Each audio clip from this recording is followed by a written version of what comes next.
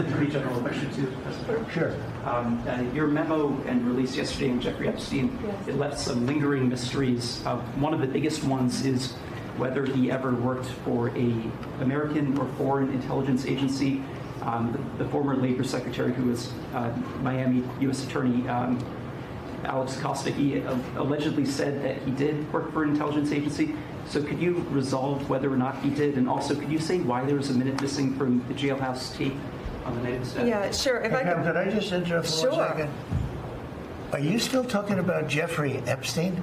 This guy's been talked about for years. You're asking, we have Texas, we have this, we have all of the things. And are people still talking about this guy, this creep? That is unbelievable. Do you want to waste the time, and do you feel like answering? I don't mind answering. I mean, I can't believe you're asking a question on Epstein at a time like this, where we're having some of the greatest success and also tragedy with what happened in Texas. It just seems like a desecration, but you go ahead. Sure. First, to back up on that, in February, I did an interview on Fox, and it's been getting a lot of attention because I said, I was asked a question about the client list, and my response was, it's sitting on my desk to be reviewed, meaning the file along with the JFK, MLK files as well. That's what I meant by that. Also, to the tens of thousands of video, they turned out to be child porn downloaded by that disgusting Jeffrey Epstein. Child porn is what they were. Never going to be released, never going to see the light of day. To him being an agent, I have no knowledge about that. We can get back to you on that. And the minute missing from the video, we released the video showing definitively the video was not conclusive, but the evidence prior to it was showing he committed suicide. And what was on that, there was a minute that was off the counter. And what we learned from Bureau of Prisons was every night, they redo that video. It's old, from like 1999. So every night the video is reset, and every night should have the same minute missing. So we're looking for that video to release that as well, showing that a minute is missing every night. And that's it on Epstein. Are you still asking about Jeffrey Epstein? I mean, come on. You're still asking about Jeffrey Epstein? Wow. The gaslighting is at new levels. I can't believe it. Wow. I cannot believe it. Of course, we're going to start off episode 158 of the Conscious Resistance Live this week, talking about the latest example of a Trump administration, Donald Trump himself, selling out his supporters. And in my mind, proving what I've warned about, what I warned Ian Carroll back in October 2024, what I've been telling all of you through my writing, my articles, my documentaries, my podcast, that Donald Trump cannot be trusted, that he's not this deep state, fighting the deep state, coming in to reveal the truth about Epstein and end the Federal Reserve and reveal the truth about 9/11 and the UFO disclosure and all kinds of stuff that so many people built up in their minds and so much hype was put into. And some of it by design, by people who are being paid either by, the U.S. intelligence agencies or community, or just by, right-wing influencers who want to get paid, and they'll sell their souls if it means they get a check. And so they'll blow smoke up your ass about Donald Trump. But in that, we just watched that clip, which, let's go ahead and pop the article on screen. As you heard there, Department of Justice, Donald Trump's Department of Justice says there is no evidence Jeffrey Epstein had a client list or blackmailed associates. That's like the big news that's coming out, right? And that's what led to that press conference that you just saw there, where Attorney General Pam Bondi and Donald Trump were asked about it by a journalist. And Trump, was made a big deal. I can't believe you're asking about Epstein. We've got floods in Texas. And hey, I'm in Texas. Some kids are missing and people have died. It's a tragedy. Yes. But don't try to play that game. I mean, Trump is such just a salesman, and I think a manipulator, a divider, trying to use, the appeal to the kids. We're here talking about the horrible kids who were drowning in the flood. Let's not talk about Jeffrey Epstein and the cover-up of abuse of children and young women, young ladies, young girls in some cases. Let's just, make a big huff about it. He's like clutching his pearls or whatever. And then Pam Bondi gives this whole garbage answer, because for those who couldn't hear the question clearly, what it was this journalist asking about two things, asking about the fact that Alexander Acosta, who was formerly in Miami, in Florida, as an attorney who was involved in Epstein's sweetheart deal back in 2005, the 2005 arrest, he ended up becoming appointed by Donald Trump as labor secretary during his first administration, which to me was a sign that this might be related, because we know, and those who are capable of not being a cult member around Donald Trump recognize that Donald Trump had a decades plus long relationship with Jeffrey Epstein, as well as Ghislaine Maxwell, and many pictures and videos together, and articles about them discussing the relationship, and 16 numbers of Trump's in Epstein's black book, all these sorts of things. In my mind,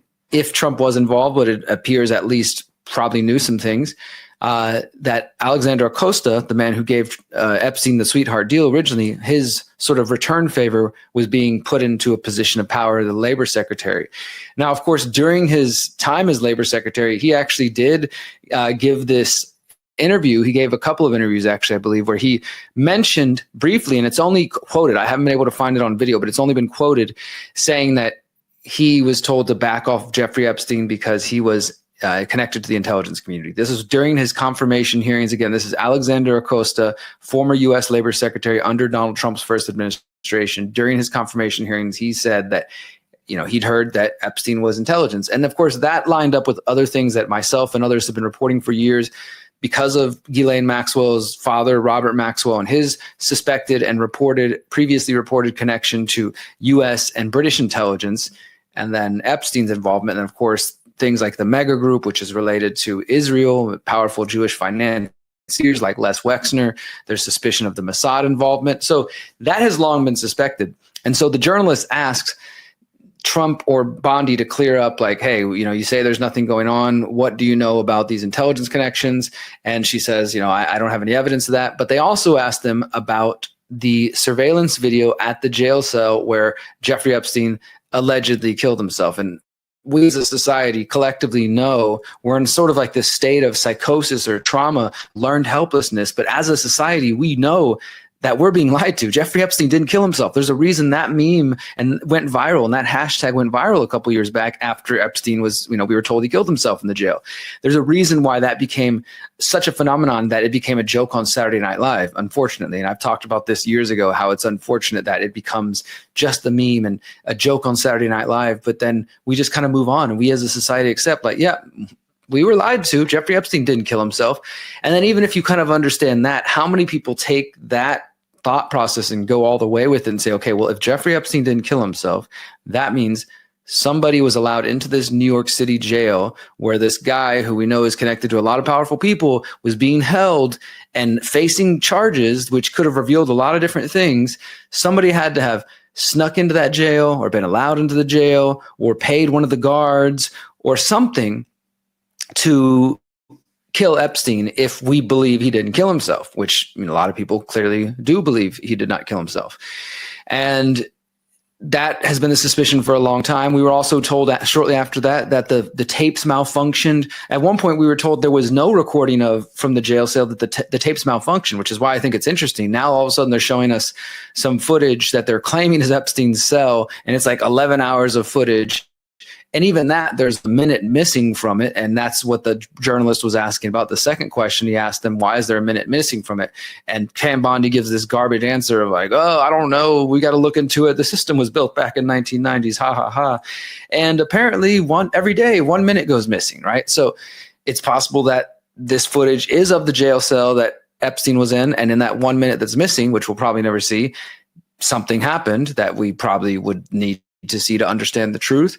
Or it's not even Epstein's cell, and it's just some random footage of a jail cell, and they think that's enough to satisfy the people. And again, this is after we were previously told there was no footage at all, or this footage had been destroyed or lost or something of that sort.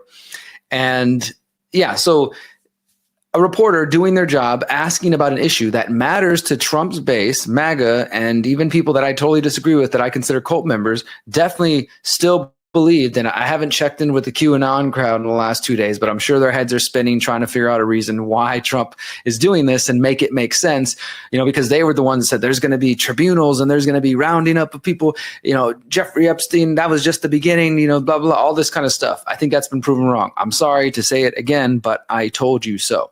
This is you're not going to win the game. You're not going to win by playing politics. That's not how you win. That's not how you change the world. We have to stop playing their game. I mean, I just don't understand how people can understand Jeffrey Epstein and understand the depths of this and everything that we've just discussed here in 10 minutes and all that is written and all the work that I've done and Whitney Webb's book on Jeffrey Epstein and the network behind him and around him, and see that and understand that it goes up to princes and royalty and presidents and celebrities and powerful people, and to think that your vote is going to fix the system. It astounds me.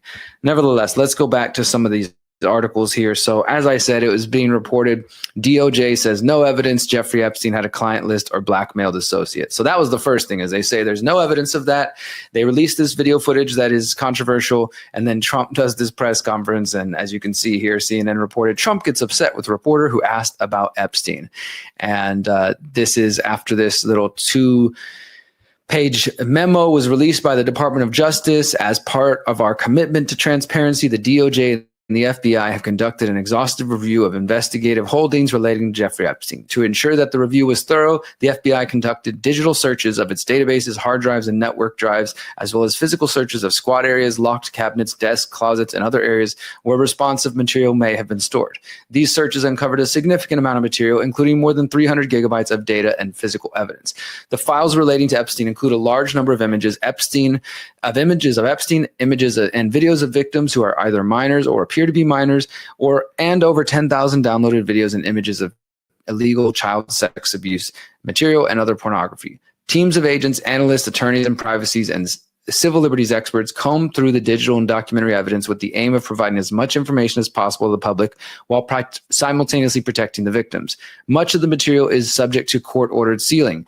Only a fraction of this material would have been aired publicly had Epstein gone to trial, as the seal served only to protect victims and did not expose any additional third parties to allegations of illegal wrongdoing. Through this review, we found no basis to revisit the disclosure of this materials, and we will not permit the release of child pornography. Nobody was asking for child pornography. Come on.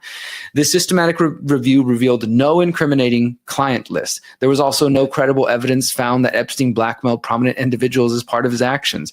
We did not uncover evidence that could predicate an investigation against uncharged third parties. I mean, wow, just think about that. Like, they're literally trying to and this is what the whole operation has been for so long, but the Trump people, the MAGA people, thought that they were going to get some justice, and they're literally just putting it all in a bow. I'm sorry for laughing. I hadn't read the full thing, and this is just insane. There's no client list. There's no evidence Epstein was blackmailing anybody, and there's no evidence to produce any charges against uncharged third party. So there's literally there's nobody else involved. It was just Epstein, no client list, and no blackmail. End of story.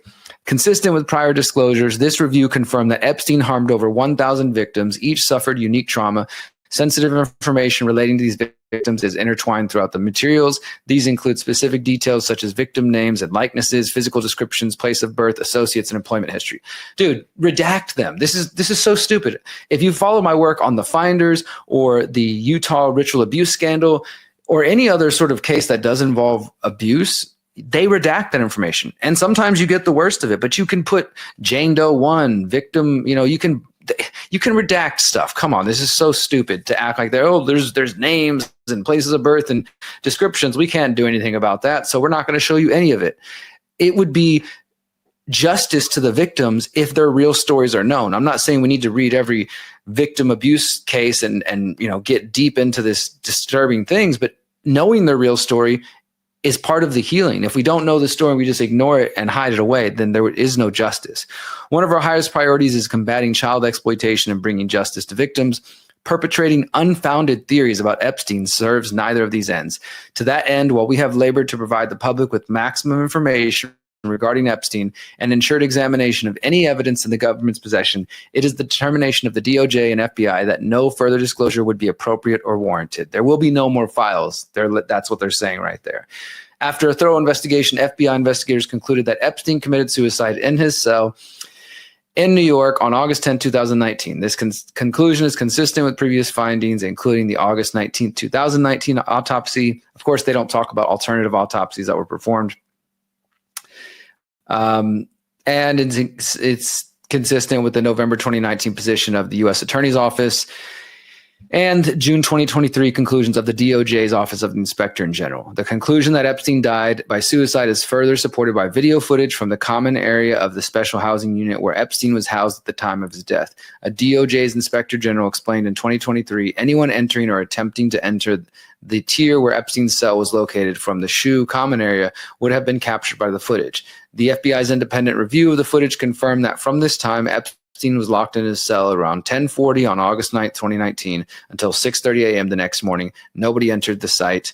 During this review, the FBI enhanced relevant footage, and so there's a link to the footage, and that's it. So again, Epstein killed himself. There was no client list. There was no blackmail. There's nobody else to charge. And don't keep talking about these unfounded theories. Wow.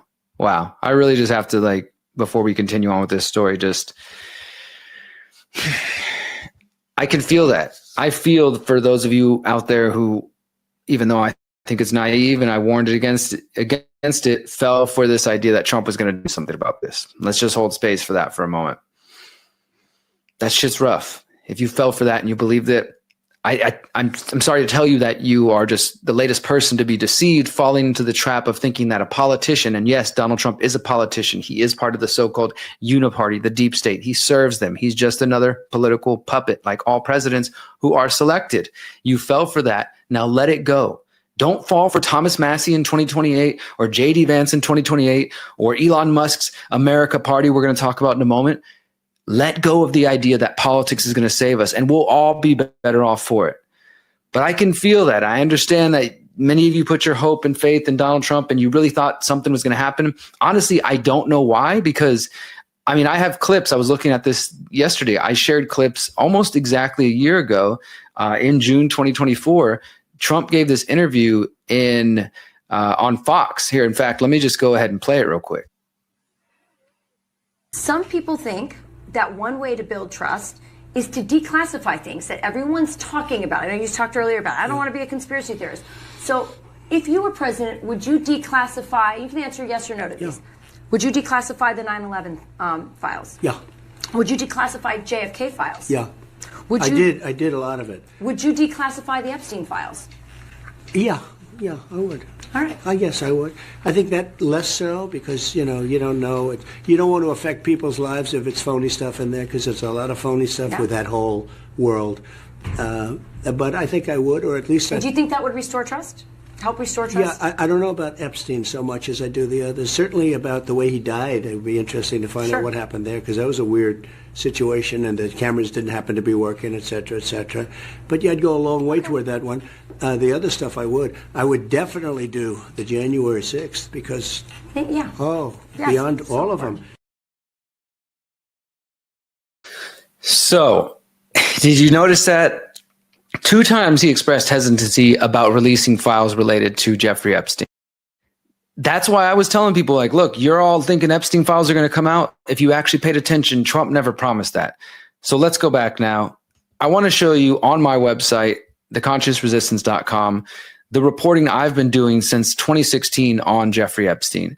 You can find this at theconsciousresistance.com, the front page, the home page. Look at our different categories. It'll be in the show notes, of course.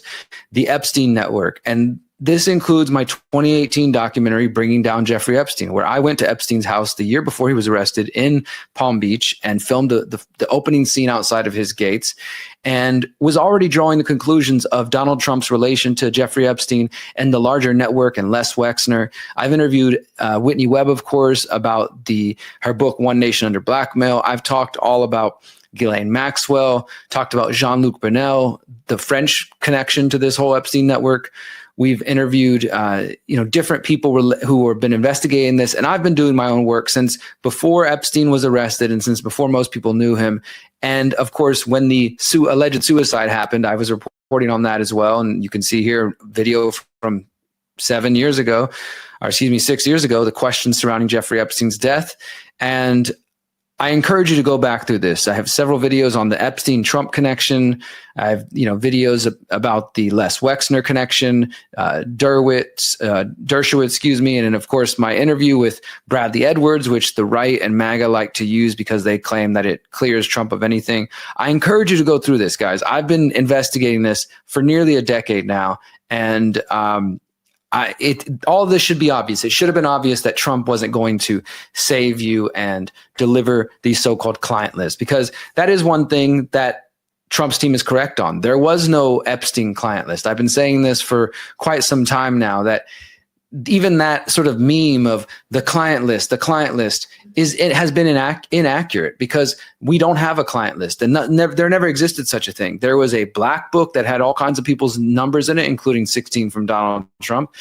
There was flight logs. There was memos about visits and massages and things like that. Now, obviously, you could take those different names and start to piece together a potential client list. But the way it was sold to a lot of people, I think many people literally thought there's just like a list that's somewhere that says Epstein client list and it's in a file somewhere. That's not true. That just didn't exist. So it was kind of a straw man set up to fall down and be, debunked anyways.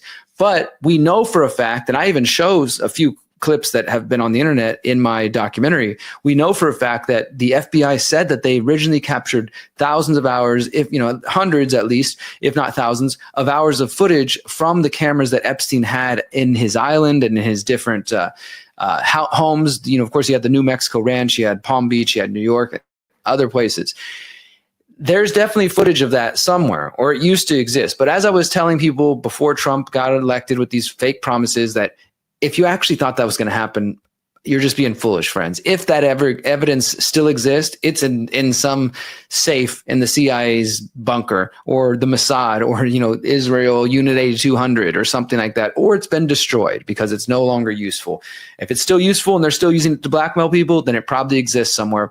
And guess what? That's probably why Trump is playing ball. It's so interesting to me. I never understood how people will say, well, Derrick, if they had evidence on that, the Democrats would have used it against Trump a long time ago. They would have exposed him. They tried to assassinate him. They tried to do lawfare and all this kind of stuff. And there's elements of it that are true. Of course, the assassination was staged, and I don't know what happened, but I know we weren't shown the truth.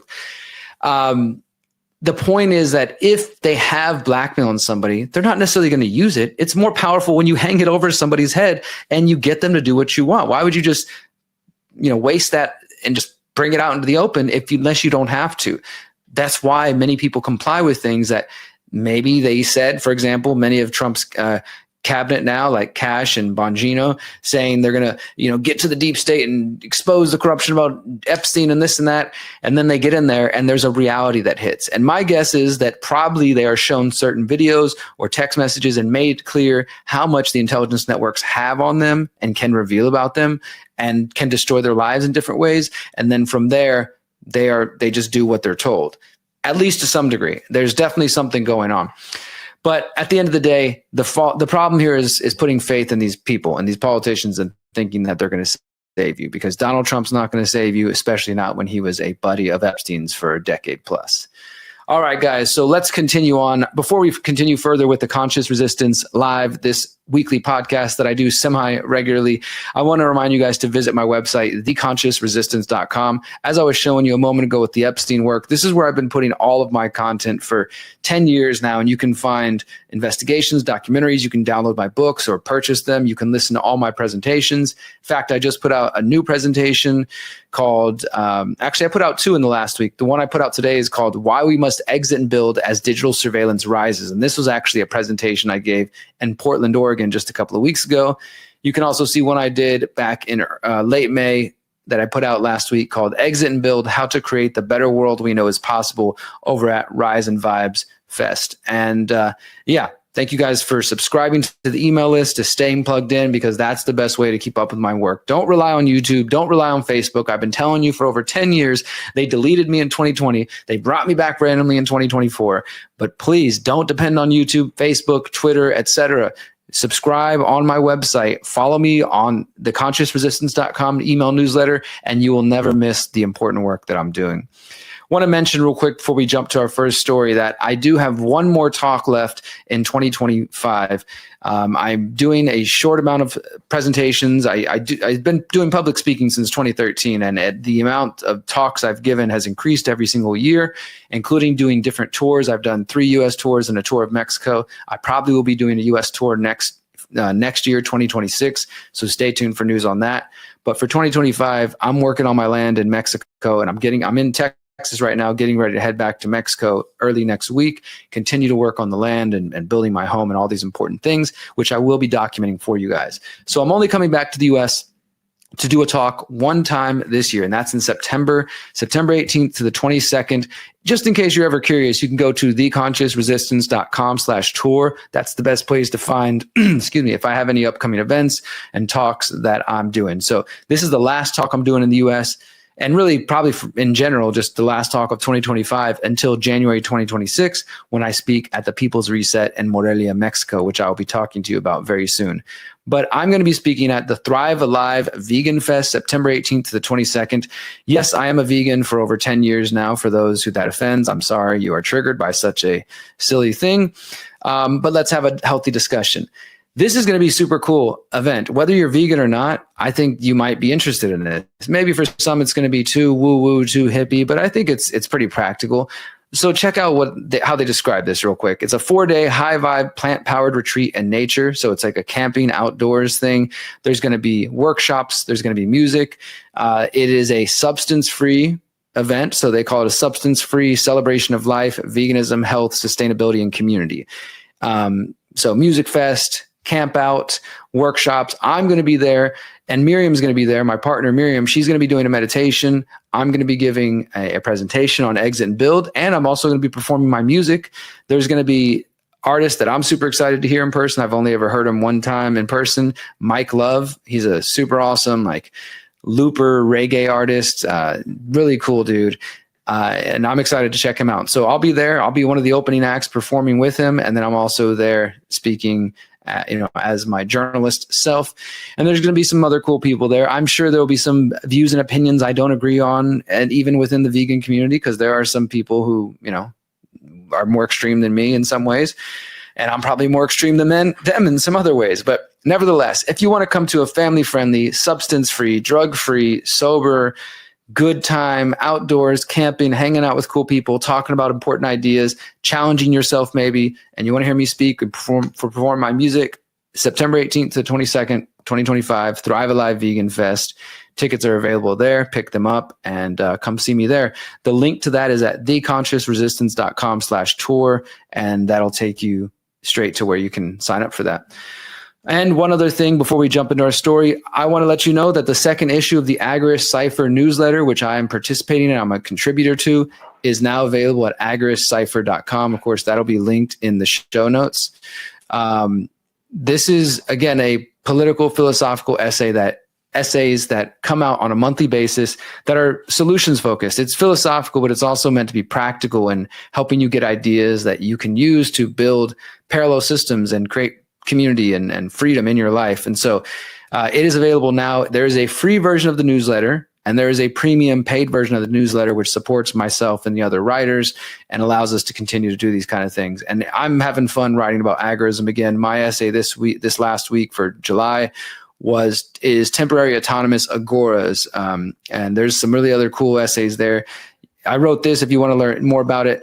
My essay, Temporary Autonomous Agoras, is about this idea, which a temporary autonomous agora can be as simple as a local market organizing your community where all vendors accept cash, Monero, precious metals, and barter. The messaging and marketing need not be overtly agorist or anarchist or freedom-minded. It can be subtle to draw in normies who simply enjoy a nice local market. And I get more into this idea about temporary autonomous agoras. And if you're curious, sign up for the paid edition. Try it out for 1 month, agoristcypher.com. Use the code Derrick, my name, 5, and you can get a discount on that. And I think it supports me and all that kind of stuff. So that's the Agorist Cypher. I will be writing and contributing to that on a monthly basis going forward. So super excited to do that. All right, let's go ahead and start with our second story of the day. Last week, the big story, of course, was the big brother bill. No, not the big, beautiful bill, which they want you to call it, but the Big Brother bill is what it should more accurately be called. This bill passed and was signed on July 4th, so-called Independence Day in the United States, which is what Trump had been demanding and telling his people he wanted to happen. He succeeded. And now there's a lot of different concerns about this bill from right and left, mainly the right, of course. The Republicans, they all just lined up behind Trump except for Thomas Massie and one other person. But there are the Democrats and others who are complaining about cuts to Medicaid, and there are people who are, talking about the fiscal side, like Thomas Massie, how much debt it's going to add to the U.S. deficit, different things like that. Those all have a place. I'm not saying those don't matter. There was, of course, the concern about this 10-year ban on regulation of AI, artificial intelligence, by local or state bodies. This was a moratorium on AI regulation, and it went from 10 years down to 5 years, and then eventually it was removed out of the final session. I don't think it was added in, last minute afterwards, but Trump has signed it now as of July 4th. It's this 900-page bill, and there's no way any of the politicians could have realistically read it, or obviously the American people. So who knows what got stuck in at the last minute. But my main focus of this article that I published at theconsciousresistance.com, Trump's Big Brother bill expands the U.S. surveillance state, is about the surveillance state, obviously. And this is because the bill, not only does it give lots of money to ICE, immigration customs enforcement, but also the Border Patrol. And this is, of course, related to trying to stop illegal immigration. But as I've been warning for years, this is really about the immigration police state. That's what it should be more accurately termed, because yes, there has been a police state building and surveillance state building and building and building even before 9/11, but especially in the post 9/11 era, a boost of surveillance and militarization of the police and military tools and tactics and weapons being used on American streets, and erosion of things like posse comitatus, which Trump is definitely contributing to, rounding up people, mass, rendition, kidnapping, enhanced interrogation, aka torture. All these kinds of things are all signs of a police state, right? And silencing of free speech and different things like that. The immigration piece is just another way to propel the police state further. And that is through the use of artificial intelligence, facial recognition, and other forms of biometric data collection. I've been warning about this for years, that is one of the ways they were going to bring in the police state. Not the only way. Obviously, they use things like COVID, and there's potential for climate narratives and stuff like that. But that this is definitely one big aspect. And under Trump, it's the main way he's bringing it in, because in the way the sort of problem reaction solution works, the left goes extremely crazy and has basically no policy or horrible policies on immigration and other areas. So the immigration situation is allowed to fester. Immigration becomes weaponized, and people are encouraged to come and funded to come, including some violent actors, but not everybody. Most of them, generally speaking, are just trying to have a better life. They're encouraged to come. This creates a reaction, a reaction that the planners, the predator class, knew would happen in the home domestic population, which is to start to say, hey, these people are taking our jobs, or they're causing crime, or the demographics are changing, where, the country's not as light-skinned as it once was, perhaps. Things like that. And this reaction is also expected. And then what do? They declare, here, we have the solution. How about we militarize the border? How about we take due process? How about we start rounding up people in alligator Alcatrazes, essentially, containment camps, internment camps, if not complete concentration camps yet. And that is where the whole thing is headed. So this bill greatly advances that. I mean, I wrote about this. Also, Biometric Update, which is a great website, wrote that the bill would, quote, codify a vision of the national security state where biometric surveillance, AI, and immigration enforcement converge at an unprecedented scale. So the bill, which is actually called the One Big Beautiful Bill Act, if you can believe it, it gives more than $175 billion, $175 billion, not to, take care of the poor on the streets, or to fix your local roads, or to, modernize infrastructure, or something more useful that the government's stolen money could go towards instead of this. $175 billion just for 2025. And then after that, there's more. So the 30 billion of this is going to go towards digital modernization efforts, including AI and biometric surveillance. Everything has to become digitized, and especially immigration enforcement. ICE is going to receive $2.5 billion specifically for artificial intelligence intelligence systems, biometric data collection, and digital case tracking. Under the heading U.S. Customs and Border Protection Technology, Vetting Activities, and Other Efforts to Enhance Security, the bill gives $637 million for the deployment of technology relating to the biometric entry and exit system under Section 7208 of the Intelligence Reform and Terrorism Act, Prevention Act of 2004. So think about that. This bill is giving money to fulfill something that was stuck in a random section of a bill passed in 2004, 3 years after 9/11, in the 9/11, war on terror, insanity, paranoia, where they could get anything they want, like they can now again, but they could get anything they want by saying it was related to terrorism. The excuses changed. Now it's about immigration. But so 20 something years ago, George Bush helped pass a law that has a section 7208 that called for the deployment of technology relating to biometric entry and exit system. And 20 years later, Trump is completing that with $637 million specifically going to that for the Border Patrol.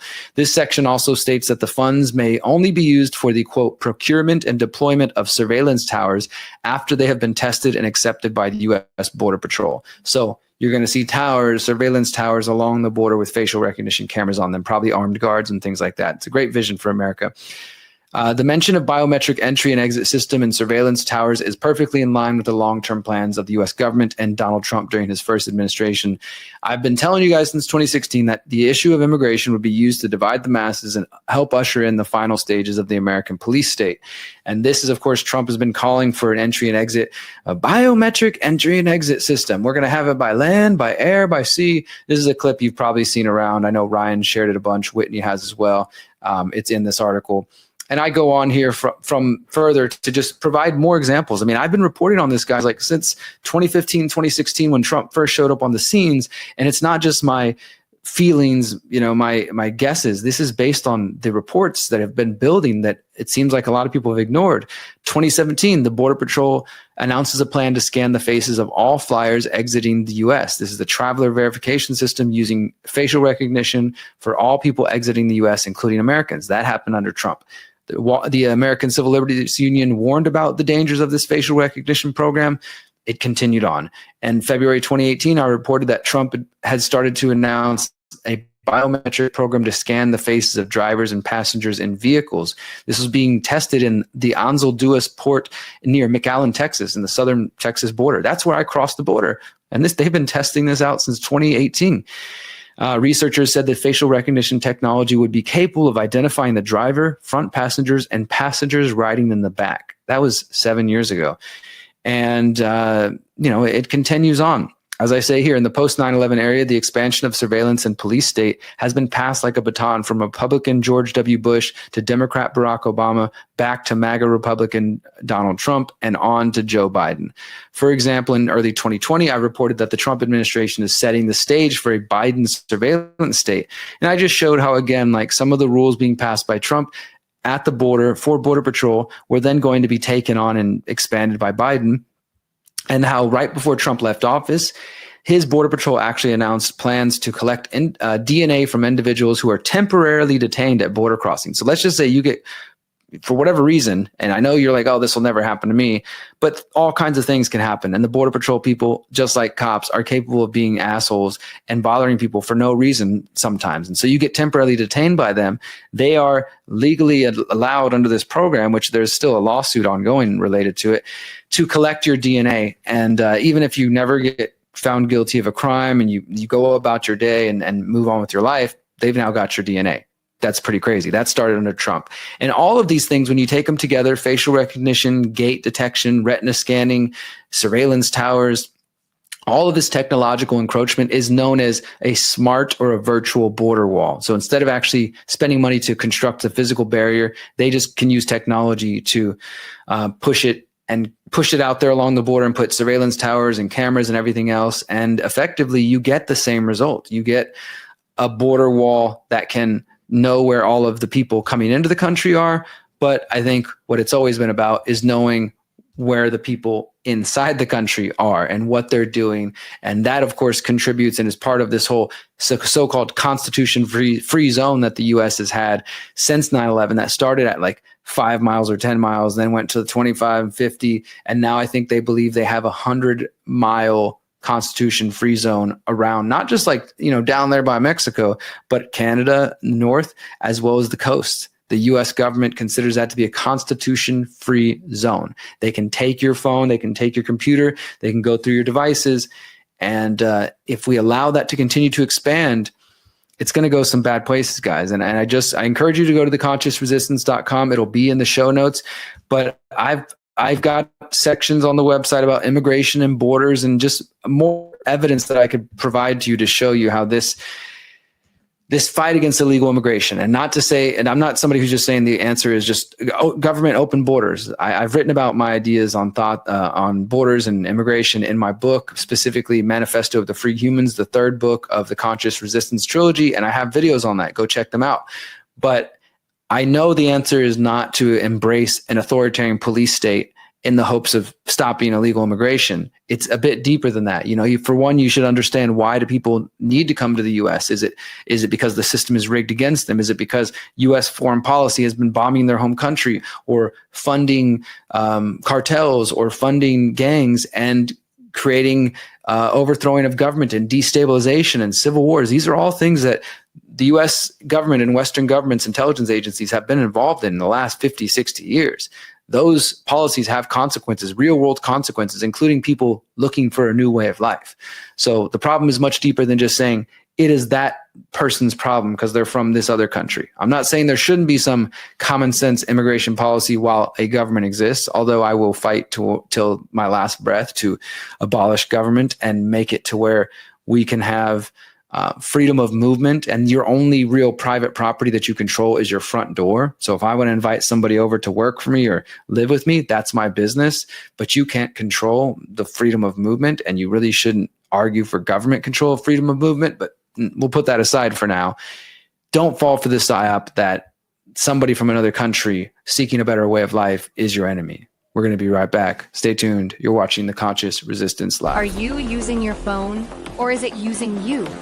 Rise above mass surveillance and discover a phone that protects your privacy and communications.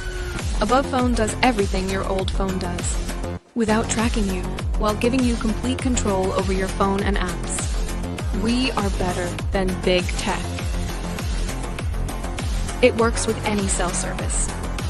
No forced logins. No advertising or tracking.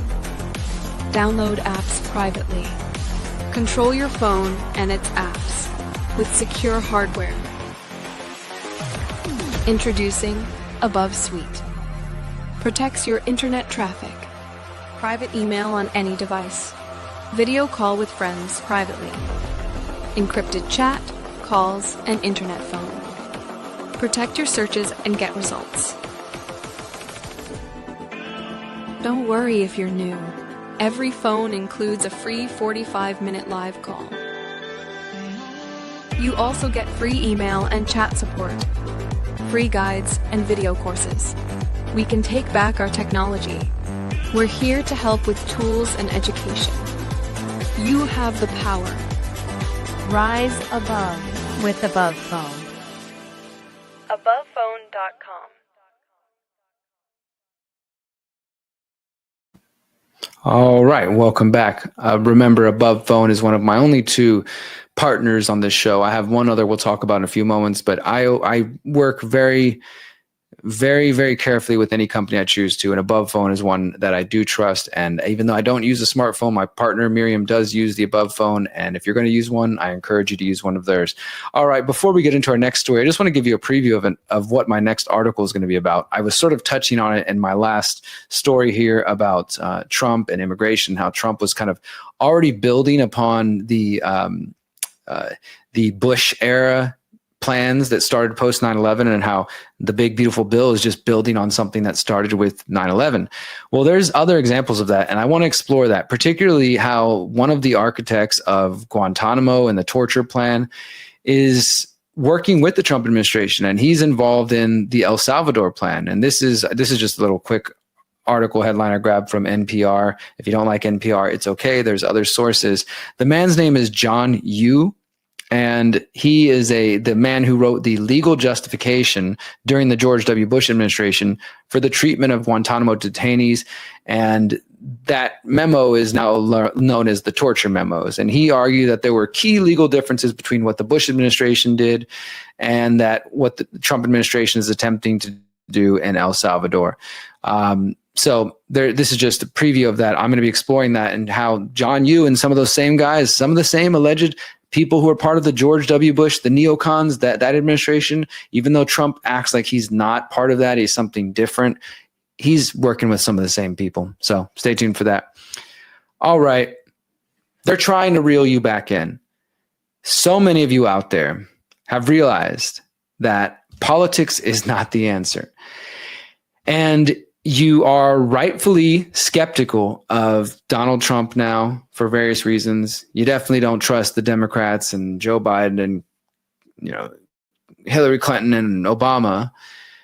And you even supportive slightly or curious of people like Robert F. Kennedy Jr., but you're starting to question the system because you're seeing that you can't just blindly trust Trump. You can't just blindly trust this side or that side.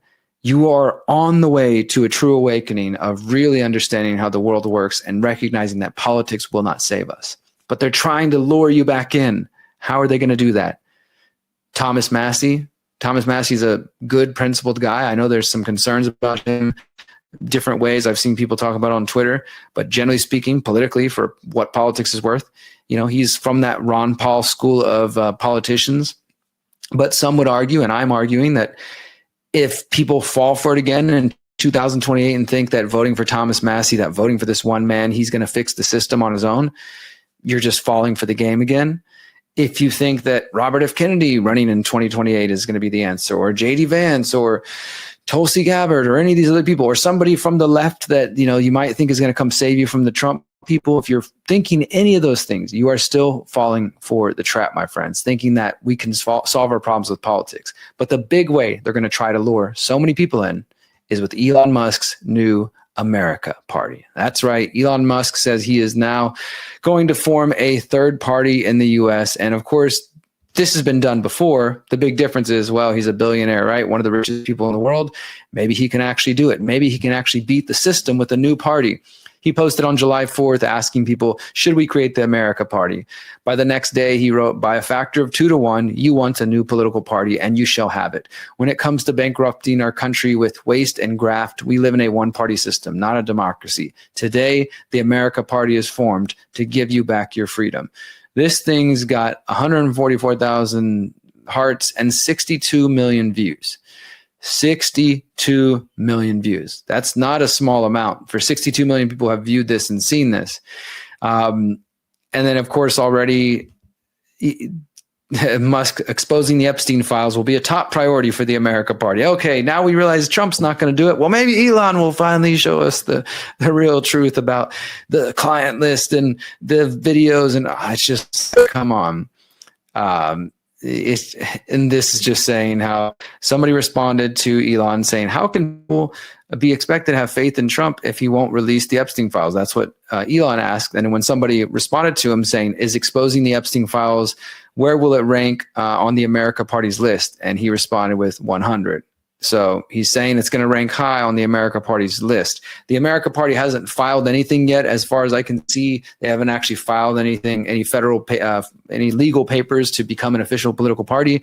Obviously, there's still time. So right now, it's just talk on Twitter.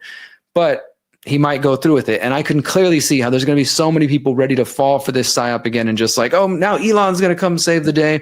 And to me, it's just like he is the technocrat. His grandfather was part of the original technocracy movement. He is a huge military industrial complex contractor, as I showed in numerous pieces, but this one I wrote back in December 2024. You can't hide. Elon Musk and SpaceX are helping the U.S. intelligence build the world's largest spy satellite network. This is one of many examples through SpaceX and others. His involvement with the PayPal mafia. I've been reporting on this for some years, guys. This is a piece I wrote 2022. Why are some American libertarians falling for Elon Musk? back in 2023, myself, Whitney Webb, Ryan Christian, James Corbett, and Jason Burmis did this panel, Should You Trust Elon Musk?, laying out numerous reasons why you should be skeptical of Elon Musk. And we shouldn't expect anything else other than technocracy from this guy. Don't buy into this garbage. Don't fall for the trap again, because now Elon's going to come save the day. He's going to finally free the Epstein files and everything else that they promise you. You can't trust these people. Look at who he works with. Look at who he's associated with. He's literally the head of various military industrial complex contractors. He got his wealth from government subsidies and from the military industrial complex. He is not a libertarian. He is not a freedom-minded guy. And when he is, it's only to serve his own purposes, his own ends. You need to wake up. Like, I thought this was already bad. I was like, oh my God, this is going to be the technocracy party. And then it got worse. I saw this. New York Times reported today. Now, take it what you want for the New York Times. They're the first ones to report it. I'm sure it'll be confirmed elsewhere later. But Elon Musk consulted Curtis Yarvin, right-wing thinker, on Third Party. The two men spoke about Mr. Musk's push to create the America Party before the midterm elections. Mr. Yarvin has expressed support for a monarchy along with provocative ideas about race.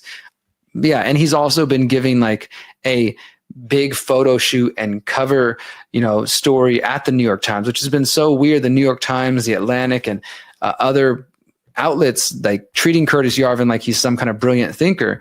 I wrote about him back in February. Meet the man whose philosophy has influenced Peter Thiel and the technocrats. This is Peter Thiel, of course, J.D. Vance. Peter Thiel funded J.D. Vance. Peter Thiel is influenced by Curtis Yarvin. I will put this in the show notes. I encourage you to go check this out because, yes, he is somebody who has called for a monarchy and to have a CEO king running things. He is a technocrat, plain and simple. That's the philosophy he is promoting and parroting.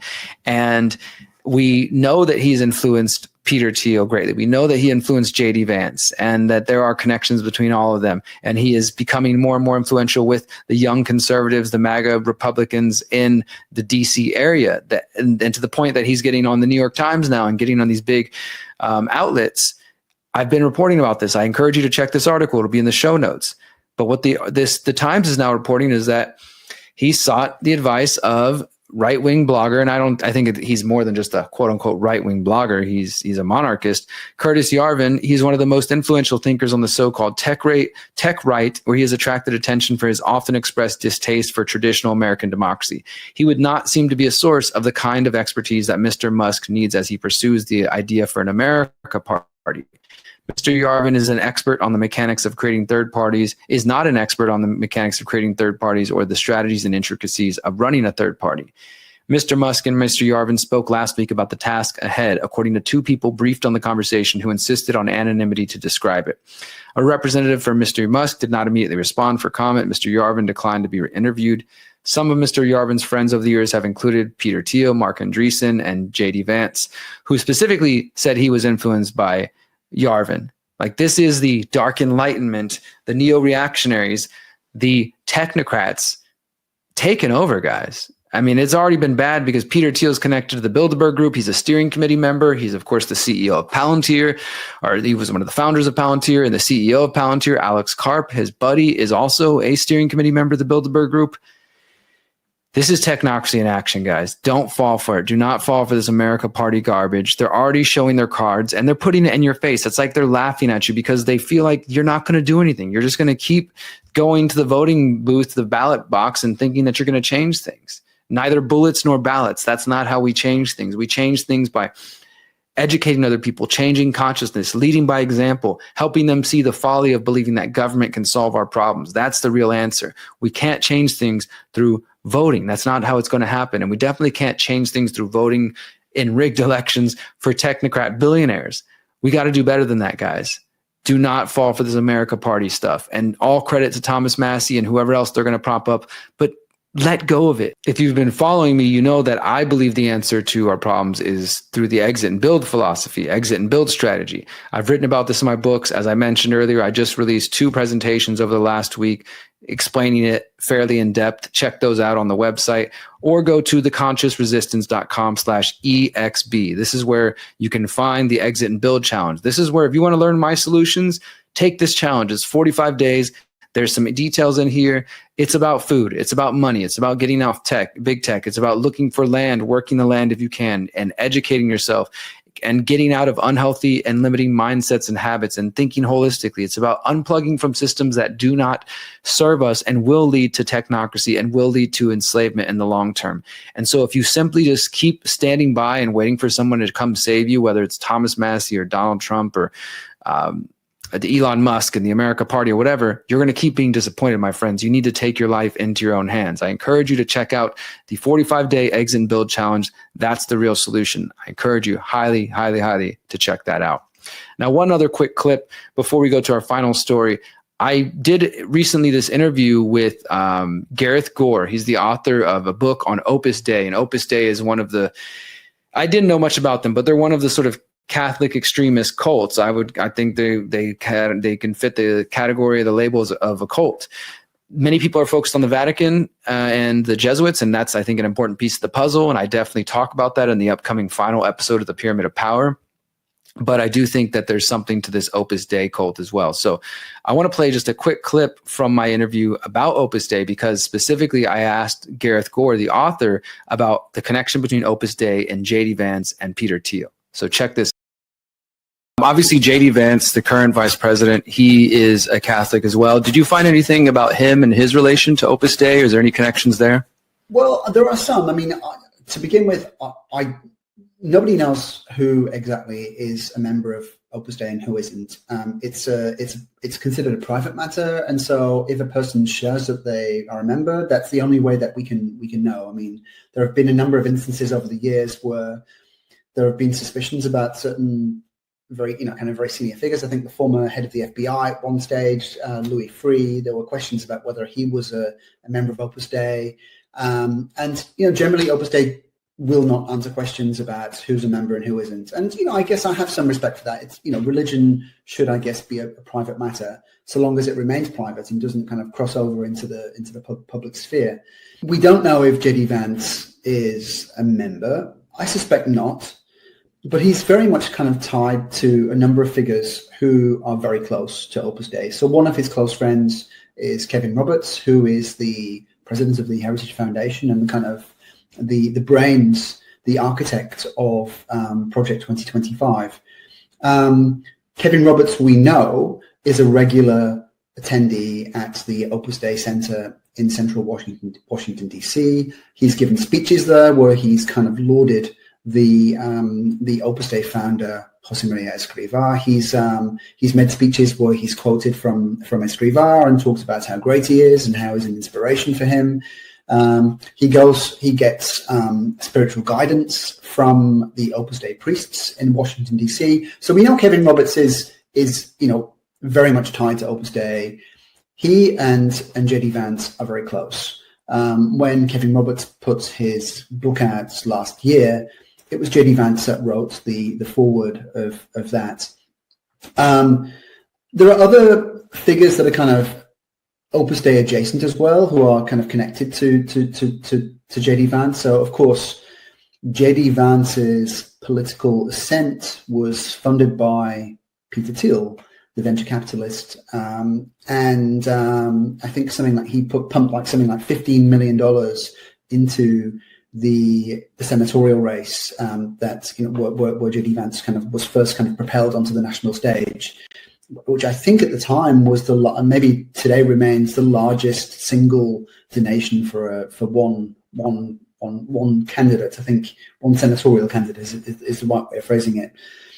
Peter Thiel is again very much affiliated to Opus Dei. He was very close to one of the Opus Dei priests out in Silicon Valley, a priest by the name of Arnie Panula. And so, there are various connections. Okay, last story of the night, guys. This one is something I'm diving more into. Again, this is an NPR headline. I just grabbed one quick, but it's an exclusive that started with NPR and it's since been confirmed elsewhere. This was reported June 29th, so just a couple of weeks ago now. The Trump administration is building a national citizenship data system, and it talks about how this is one of the things people were complaining about Palantir as well, how just sort of the separating of barriers that existed between one government agency and another, that it's all becoming just one giant mix of our data that could be used in all kinds of different ways. But those walls between agencies are very quickly going down under the Trump administration. And again, part of it is because of immigration. So the Trump administration has, for the first time ever, built a searchable national citizenship data system. The tool, which is being rolled out in phases, is designed to be used by state and local election officials to give them an easier way to ensure only citizens are voting. But it was developed rapidly without a public process, and some of those officials are already worrying about what else it could be used for. NPR was the first one to report on the details of the system. And so it goes on to say, DHS, in partnership with DOJ, has recently rolled out a series of upgrades to a network of federal databases to allow state and county officials to quickly check the citizenship status of their entire voter list, both U.S.-born and naturalized citizens, using data from the Social Security Administration as well as immigration databases.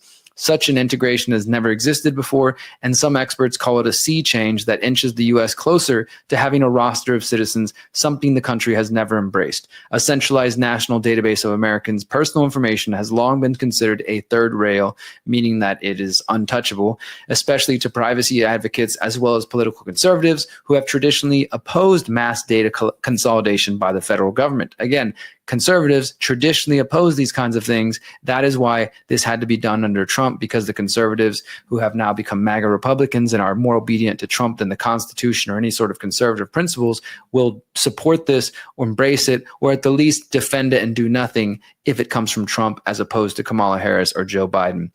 Legal experts told NPR they were alarmed that a development of this magnitude was already underway without a transparent and public process. And they go on from there. Again, I will put this in the show notes. I'm sure we're going to learn more about this as time goes on. But when you combine this with the reports about Palantir, let's just check and see if they mention Palantir. Yes, of course, they do mention Palantir. They say one conservative voice who's expressing concerns is Catherine Engelbrat, the founder of the nonprofit True the Vote.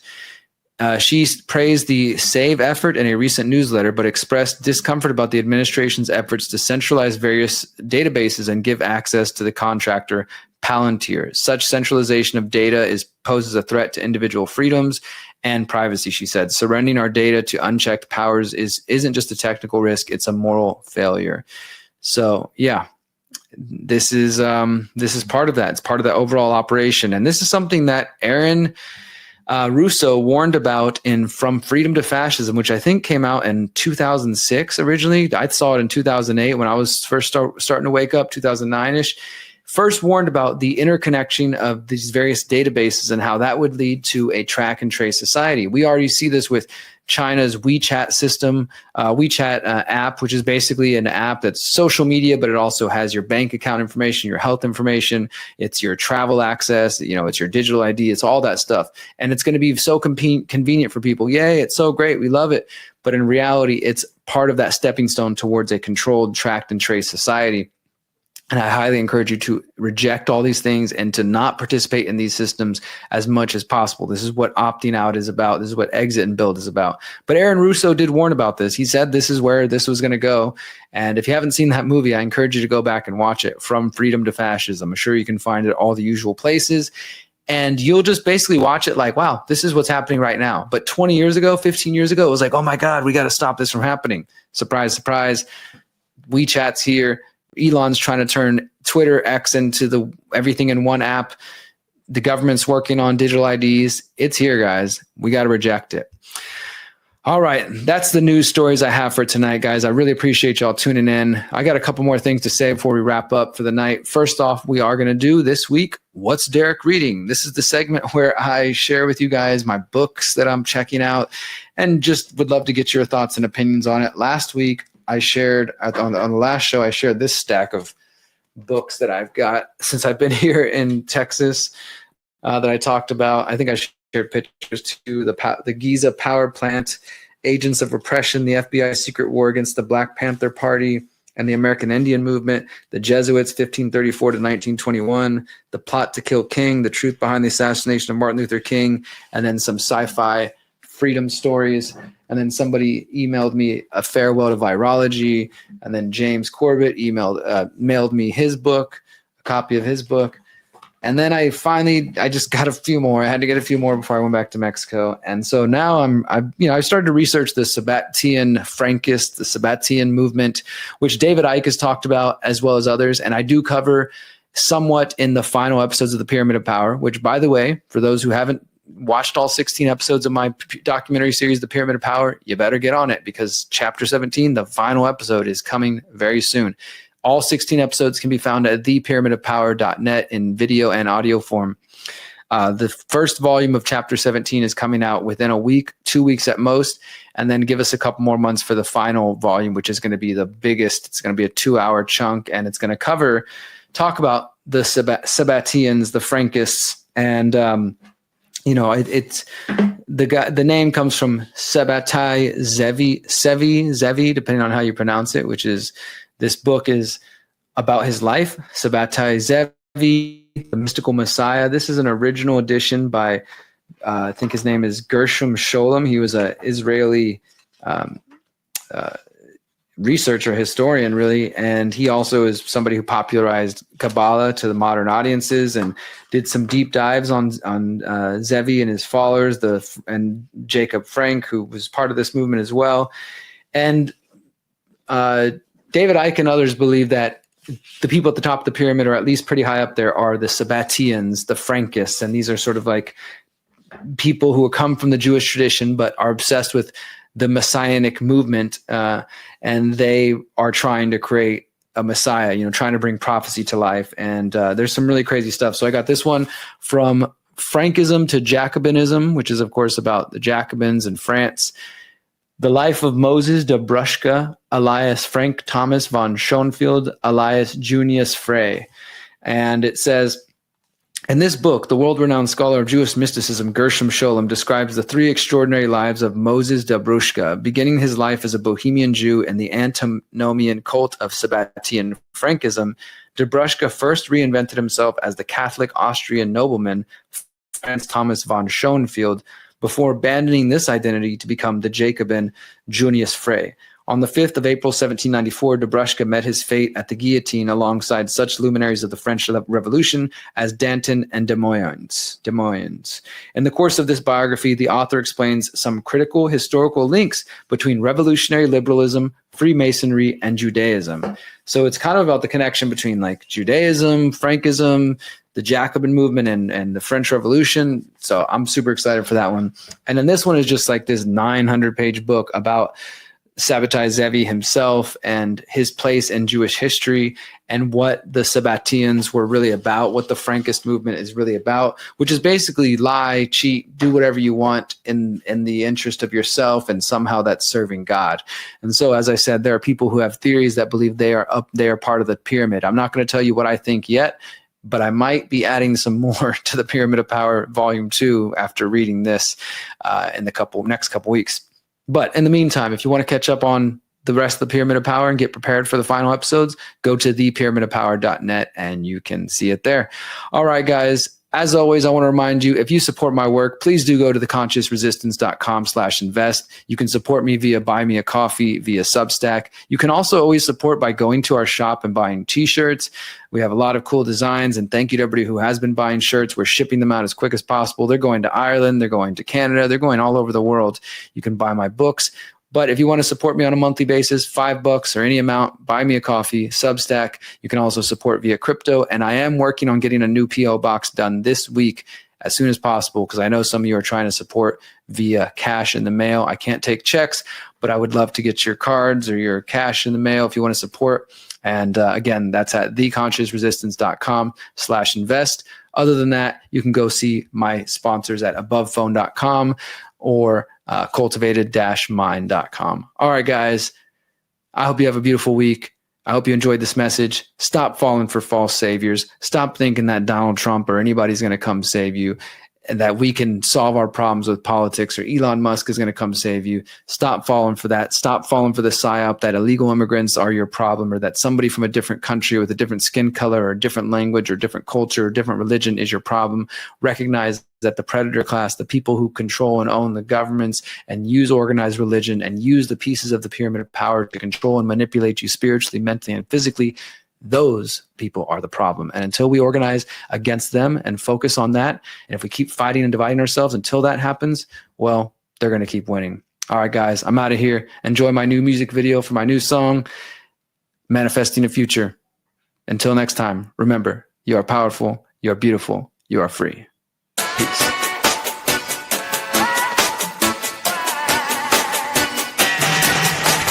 Check 1, 2, 33.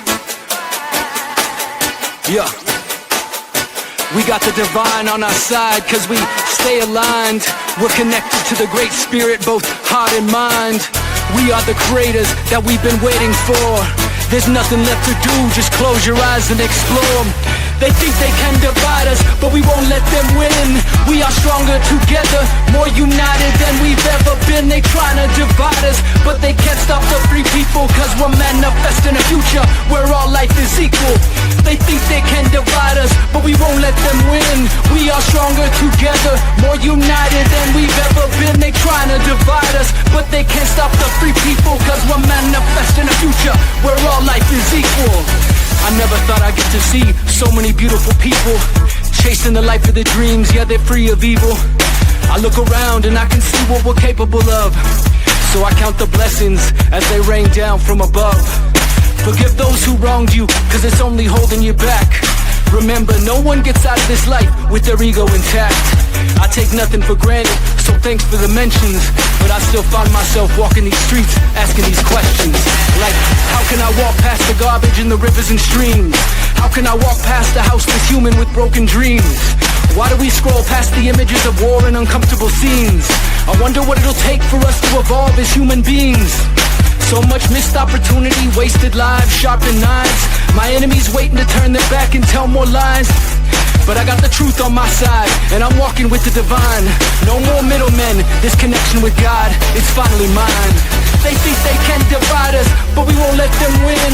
We are stronger together, more united than we've ever been. They trying to divide us, but they can't stop the free people, cause we're manifesting a future where all life is equal. They think they can divide us, but we won't let them win. We are stronger together, more united than we've ever been. They trying to divide us, but they can't stop the free people, cause we're manifesting a future where all life is equal. Nothing can stop the march of the unwashed minds. We've spent so much time just waiting for the signs. The messages in a bottle sent through space and time to remind us of our full potential when we are aligned with the Creator's plan and our own true purpose. I'm walking on clouds, man, cause I know I deserve this. Joy, peace, flow state, creation, manifestation, that's all it takes, no more need for explanation. The answers are already in your heart, take a look. Deep inside, your story's being told, you're writing the book of your own life. Take it to new heights, believe in yourself. Anything is possible when you show love and trust yourself. Don't give up, forgive them, give thanks and trust in the Most High. The sooner you cut the dead weight, the sooner you will fly. If you keep ignoring the trauma, sooner or later it festers. Remember, you are never alone, you walk with your ancestors. 33, out. Since 2012, the Conscious Resistance Network has been an independent media organization focused on empowering individuals through education, philosophy, health, and community organizing. We work to create a world where corporate and state power do not rule over the lives of free human beings. Our motto is leading by example and helping others in their pursuit of freedom. Visit theconsciousresistance.com to find our articles, documentaries, interviews, podcasts, books, and more. Remember, you are powerful, you are beautiful, and you are free.